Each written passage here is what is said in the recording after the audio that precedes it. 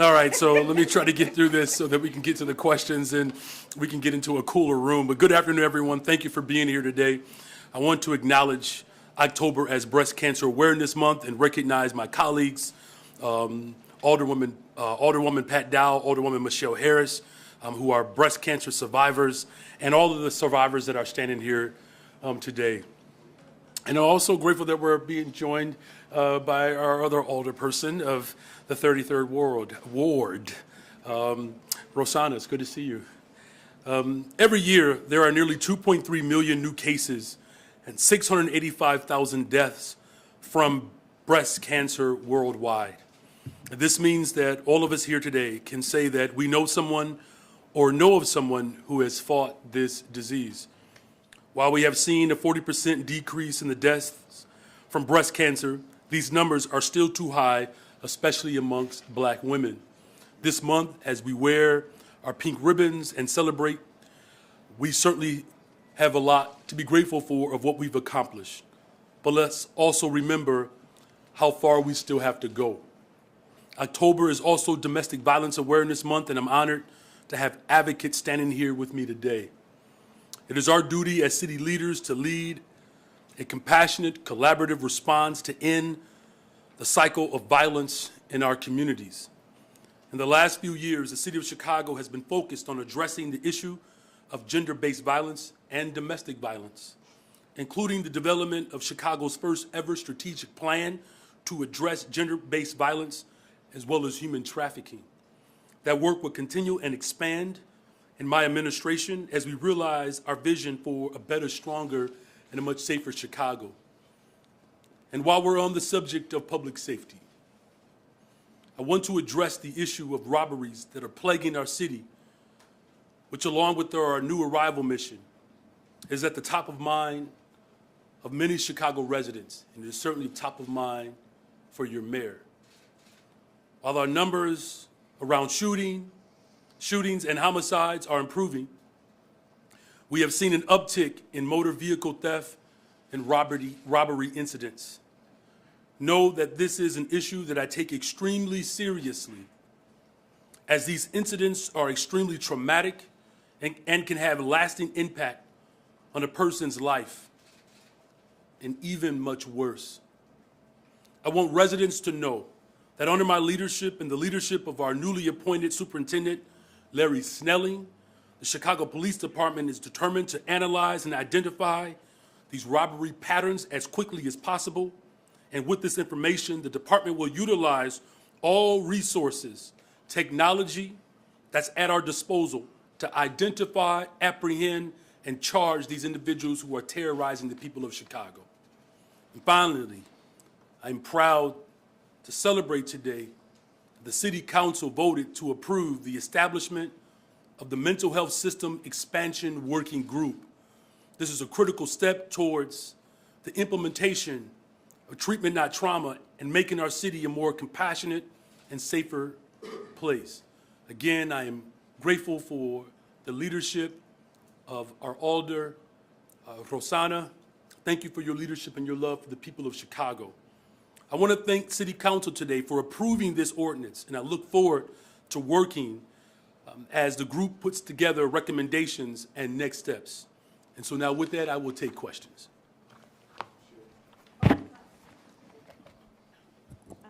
Mayor, I'm a little bit off topic. Can you talk a little bit about if and to what extent your concerns are about the growing number of migrants who are coming into town and how that might affect planning for the Democratic Convention?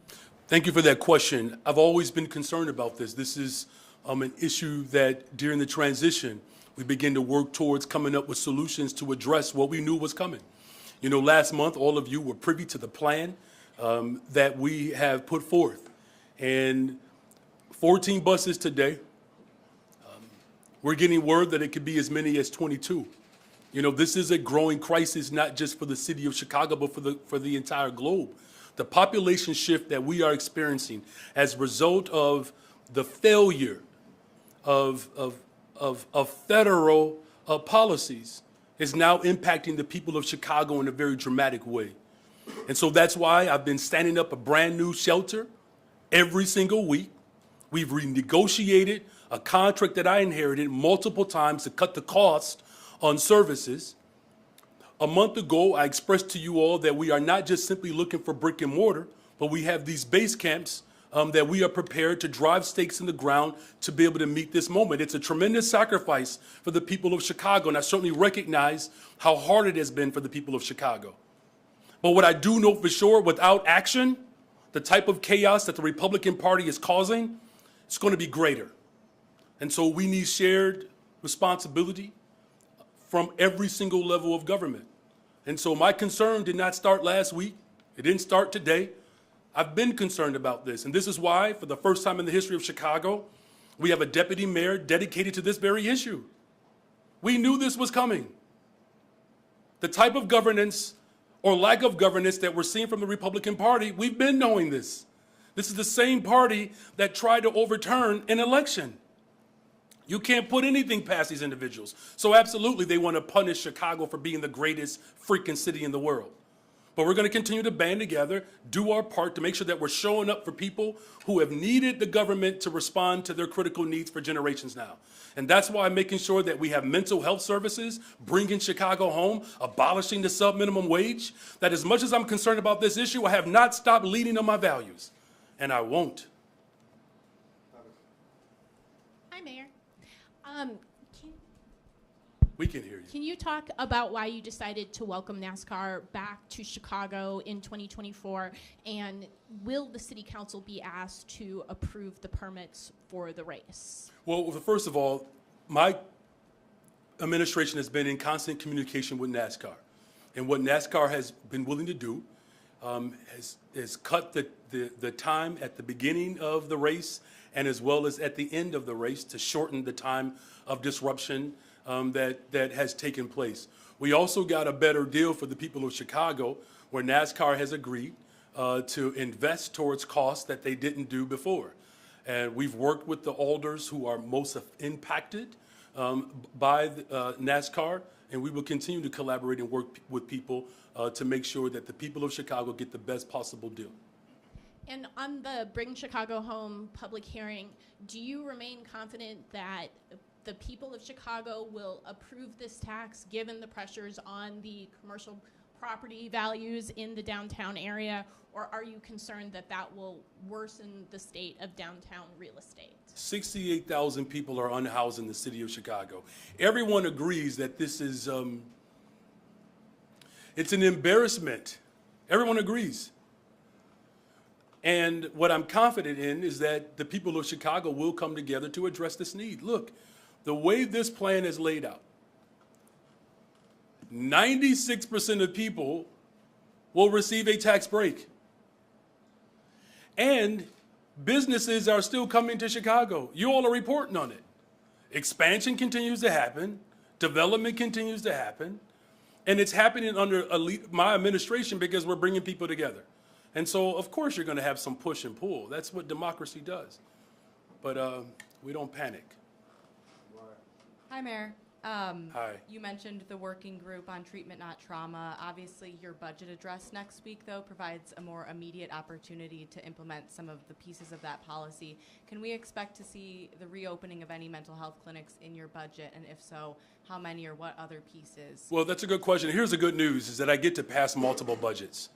All right? And so you're not going to undo the type of trauma that has been executed against the people of Chicago in one budget. Right? And what I'm confident is that we have a working group that is going to come up with recommendations, because that's what I do as mayor. I collaborate, I listen to people to come up with recommendations that best moves us forward. The good news is this, though. We're talking about reopening mental health centers. Who would have thought? That's good news, Chicago. We're having conversations that we weren't having in the last administration. Certainly not the previous administration. I am so grateful that the people of Chicago believe in the people of Chicago. So this budget address will address what I said when I was running for office. Remember? When I put together my budget plan, I said that the deficit was going to be roughly where it is today, $500 million. I've always told people the truth. We'll continue to do that, and we're going to trust the leadership of the working group to provide recommendations of how we move forward. Thank you. Your administration has said that the mayor's office will be responsible for holding Garda World accountable. Can you say specifically how your office will do so? Should Garda World be expecting inspections, regular monitoring, and with what resources will you Well, first of all, with Garda World, the city of Chicago, we're just simply responding to the fact that the state already had a contract with them. So this is what's allowing us to move with some expedition, right? And yes, my administration, along with our alders, will continue to monitor to make sure that this company, this entity, is not violating the trust of the people of Chicago. Good afternoon, Mayor. Good afternoon. As you're aware, there's been a sponsored resolution to add a referendum to the primary in March, asking voters if the city should keep Chicago as a designated sanctuary city. What are your thoughts on Chicago's designation and the possibility of having voters decide? Well, look, I'm grateful that the city of Chicago historically has embraced not just immigrants, but migration in general. So this is not the first time the city of Chicago has had to deal with this. So my father, he's the oldest, and he came up from Salis, Mississippi, 57 north, and people in Chicago hated it. As more and more black people began to migrate in Chicago, people hated it. But yeah, here we be. So this conversation about, the city of Chicago wanting to question its values, that's what the Republicans want us to do. They are so chaotic that they can't even figure out how to secure their own power. There's not even a Speaker of the House. So the type of chaos and disruption that they are causing and creating, as Chicagoans, as difficult as this has been, what I'm calling on are these alders who have put forth this resolution. Join the choir. Join the choir in pushing the federal government, the state government to continue to share in the responsibility. That's what leadership does. That's what I'm doing. And Mayor, to alleviate some of the constraints at shelters, cities like Denver have introduced limits on the amount of time that migrants can stay there. Is that something that has been explored here? Yes. And if not, why not? Yes, that has been explored. Thank you. We try to stick to one question. Yeah, because these women up here are fanning y'all. Listen, I'm trying to answer as many questions as possible, but I'm trying to be thorough. Everybody got their hand raised. Hi, Mr. Mayor. Jim Daly, Southside Weekly. Mutual aid volunteers estimated at last week's committee meeting that they've spent more than $3 million supporting new migrants. And some have described the relationship between your office and volunteers as, quote, exploitative. What are you doing to make that relationship more equitable? And what resources has or will the city provide to volunteers? Well, as I said repeatedly, there was a contract with, favored staffing? Is that that's favored staffing? Remember when I was left with the responsibility to have the $51 million secured? And remember I told you all that $47 million went to staffing? I told you all that, right? Because that's what transparent leadership looks like. 47% of those dollars went to staffing. That's why, hold on, just be patient, okay? That's why we renegotiated that contract that includes hiring Chicagoans, because I know how hard these folks who are providing mutual aid are working. So we're literally creating job opportunities for Chicagoans to provide the care. And so, look, we just named, for the first time in the history, someone who was dedicated to homelessness in the city of Chicago, a chief homelessness officer. I am responding to every single dynamic in this city and have not flinched. Of course, I appreciate the work that those who are providing support on the front lines are doing. I've done that work before. Who better to understand what organizers go through than someone who's been in organizing? And that's why we are renegotiating these contracts so that Chicagoans can get the resources to provide the services that these migrants want. So it essentially becomes a win-win for everyone in a very difficult situation. Hey, Mayor. I don't know if this is working. It is working Can you hear me? Oh, great. very well. Thank you. On the campaign trail, you talked a lot about improving the CTA service reliability. Can you tell me a little bit about what your administration has done to follow through on those promises so far? And do you believe there's an accountability problem still at the top of the CTA? Well, as you saw today, that there's conversations about regular committee hearings around accountability. And you know that there is an extension that's happening on the red line. And we're going to make sure, we're going to ensure, quite frankly, that the opportunities that come with the multi-billion-dollar investment doesn't just create a pathway to be able to access goods and services, but that the people who actually get to do the work to build a better transportation system reflect those who rely upon public accommodations the most. But can you talk a little bit about what, if anything, you've done so far to improve service, to improve safety, cleanliness on the CTA? As I've said, first of all, safety, particularly safety on transportation system, the last I checked, that violence is down. Violence is down. That's because we're working with people. We have a new superintendent who's going to continue to collaborate with all of our stakeholders to ensure that. But here's the thing that I want people to remember. We have vacancies right now within CTA. We do. We need train operators. We need bus operators. And so I'm calling on the people of Chicago to lean in. The job opportunities that are available, the vacancies that exist in every single level of government, I want you to come serve this administration. I want you to come and serve this city. Because that's how we're going to build a better, stronger, safer Chicago, is when we have W-2s. And W-2s are available for you. Thank you. Mayor, could we just clarify at the top, you talked about the 14 buses. The release we received said 13, and then you also mentioned there could be 22. That's how chaotic it is. That's quite frankly how chaotic it is. That, you know, at one point, there was a little bit of decorum that you didn't just send buses in the middle of the night. They're now breaking curfew. They're sending buses in the middle of the night. And so that number continues to change throughout the day. So it could be 22 today. It could be as many as 22 today. All right, I just wanted to clarify. Could you also respond to Alderman Beal's concerns about the people, the migrants dropped off at the 9th Police District? He said it's a district where sex offenders register. There's now women and children.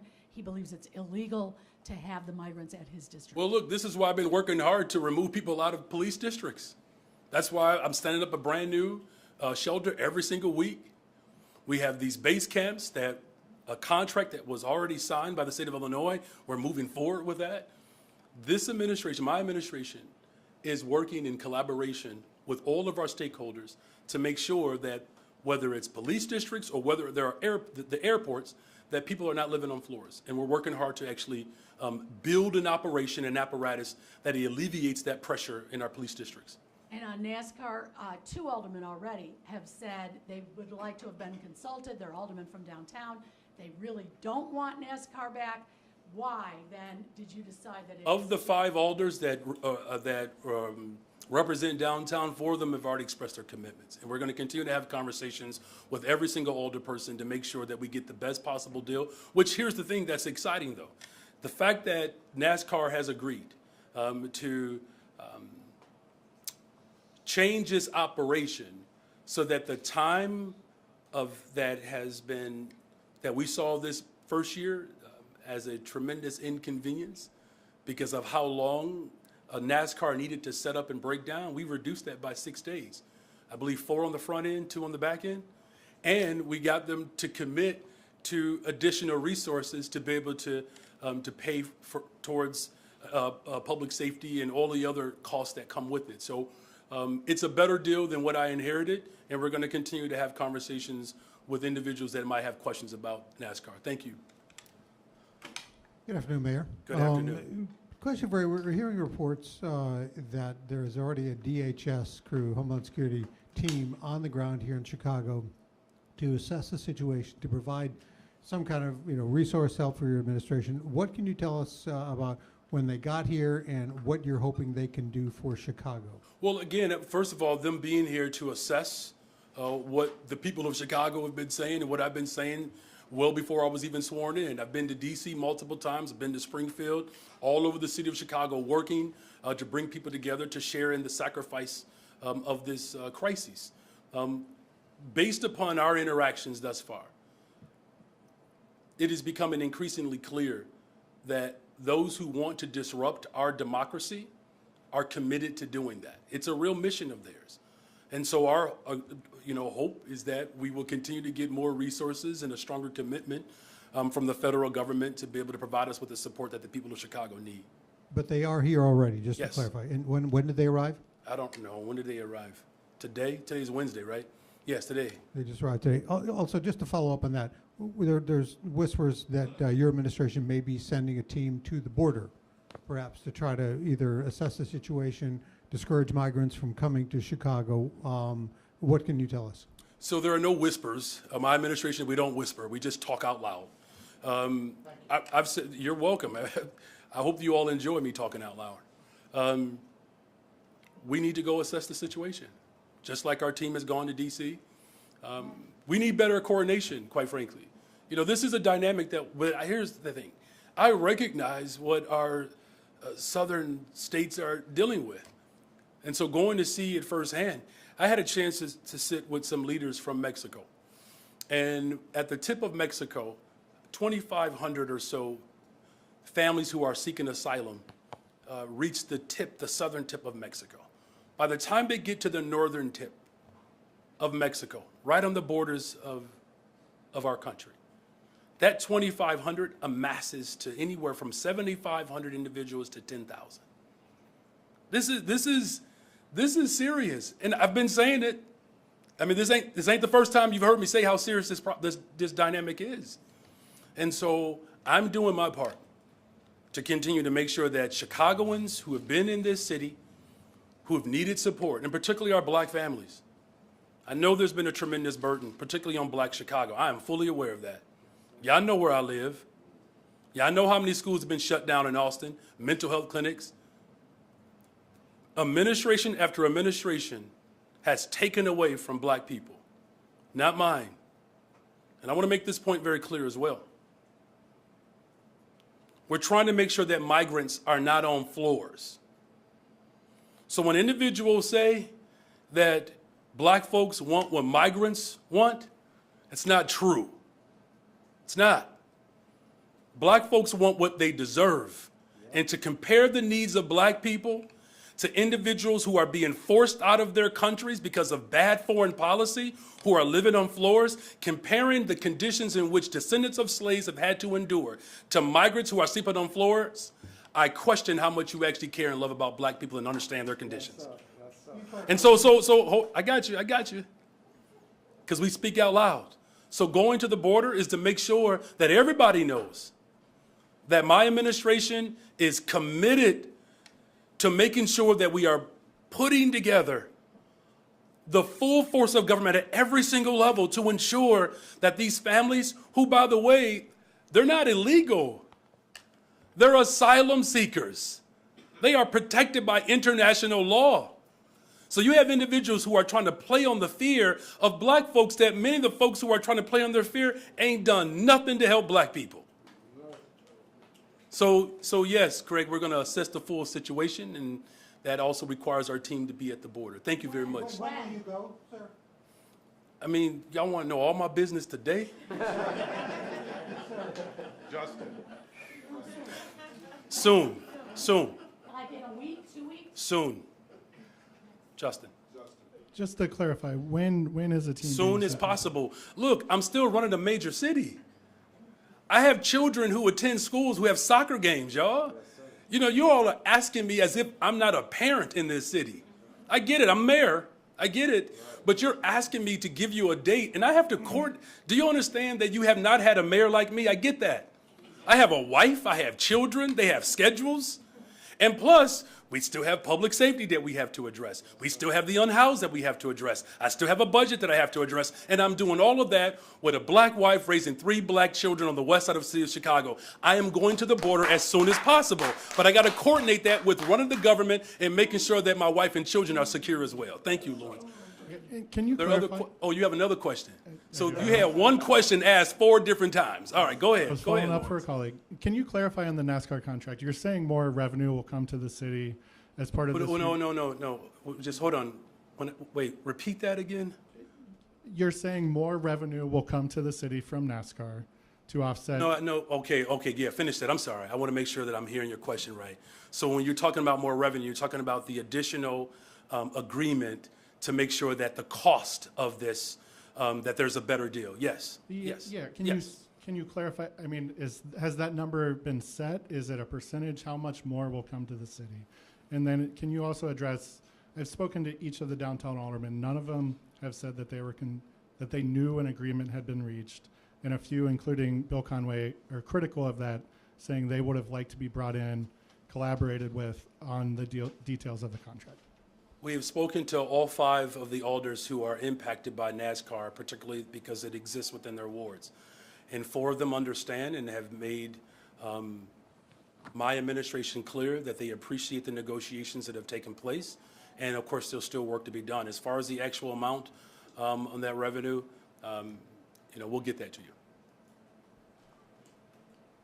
Good afternoon, Mayor. Good afternoon. Regarding your delegation going to the border, I've heard that the goal is to convince migrants not to come to Chicago during winter time. Is that true? No. Are there other questions? And thank you for not always believing what you hear and asking me directly. I appreciate that. Hi, Mayor. Hi. So there was a proposal that is reintroduced today from under the prior administration to create an Office of Legislative Counsel for the City Council from Riley and Beal. Do you think that aldermen should have their own separate legislative council, and should they be able to consult them during meetings? We have a corporate council that works not just with, serves at the pleasure of my administration, but he also works with our city council members. I know this has come up before. Our corporate council has been quite responsive in a way that, quite frankly, has been transformative. The type of engagement that my corporate council leads is one that the city council members have wanted. Now, as far as individuals who want something different, democracy allows for that to be debated. Do you think a legislative council could help avoid the kind of maneuvering that happened today with motions to table and, I don't know?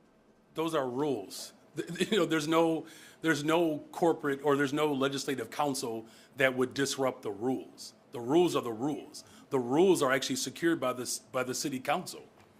We configure those rules. That's not even in the hands of corporate counsel. Thank you, though. Good afternoon, Mayor. On the new NASCAR deal, are you changing who is paying for setup and teardown and what you're charging them for the permit? Could you ask that one more time? I just know that a lot of critics this year talked about the NASCAR deal being unfavorable to the city. They specifically mentioned those provisions, like who's paying for setup, teardown, and the permit being $500,000 only. Is that changing at all?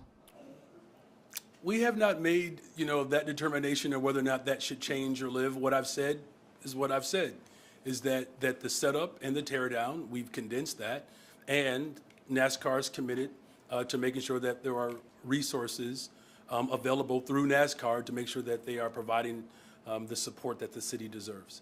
And a quick follow-up. Do you agree with your floor leader's decision last week to call out the governor, and is this a sign of tension to come? Everyone has to do more in this moment. Everyone. Look, as I just articulated, the city of Chicago, we're doing our part. We are. Every day. I have conversations with our alders, who are fielding phone calls, residents calling concerned, because they want the government to be responsive to their needs. And the reason why I'm lifting that up is because, there are 3 alders that are with me today that love their constituents. And trust me, 33rd Ward, 3rd Ward, and the 8th Ward. And not that I don't get calls from other alder people, but the 3 that are here today, they make sure that I hear about the calls that they're getting. And they do it with a smile. We do need every single level of government to do more, because you're asking the city of Chicago to do more. And that's who we are as a people. But at some point, that burden gets a little heavier. And all the people of Chicago are saying is that we need a little bit of help to lift this so that the burden doesn't solely fall on us. Good afternoon, Mayor. Batting cleanup. You've talked about the robberies and wanting to use every resource available in the technology. Does that technology include ShotSpotter, whether it's, I'm talking more the technology as opposed to the company, but has a decision been made about going forward with that technology? Well, let me just thank you for the question, Craig, and thank you for your work. The trauma and the pain that the people of Chicago are experiencing because of these robberies and these carjackings, it's terrorizing our people. And that trauma is harsh. And I want the people of Chicago to know that every single waking moment, I'm working with the full force of government to make sure that the arrests that are taking place, the work that we are doing, we're bringing these brutal, terrorizing individuals to justice, because it has caused so much harm and has wreaked havoc. And so when I say the full force of government and using all forms of technology, I mean that. As far as ShotSpotter is concerned, everybody knows my values and the concerns that I have around ShotSpotter. Everybody knows that. But as I said to Superintendent Snelling, that I'm willing to listen to him. However, what we have seen and the concerns around ShotSpotter and what we've done thus far has not necessarily yielded the type of results that the people of Chicago want. And so to build a better, stronger, safer Chicago, we need the full force of government. That's why we have a deputy director that's committed to community safety. We're working with all of our city departments, our sister agencies, to do the same, to lean in, to make sure that we're making critical investments. And let me just say this last part, because I don't want it to be lost on people. 24,000 young people applied, had summer jobs. 24,000. That's a 20% increase from the last year. 46,000 young people applied. I don't think there's a coincidence that we're seeing violence reduction, particularly in homicides and shootings, as we work hard to increase opportunities for young people. And so we have to do both and. Deal with the immediate dynamic using the full force of government to address the terror that these individuals are causing and making sure we're bringing them to justice, while also making sure that we're making the critical investments that lead towards a better, safer, stronger Chicago. Thank you all very much.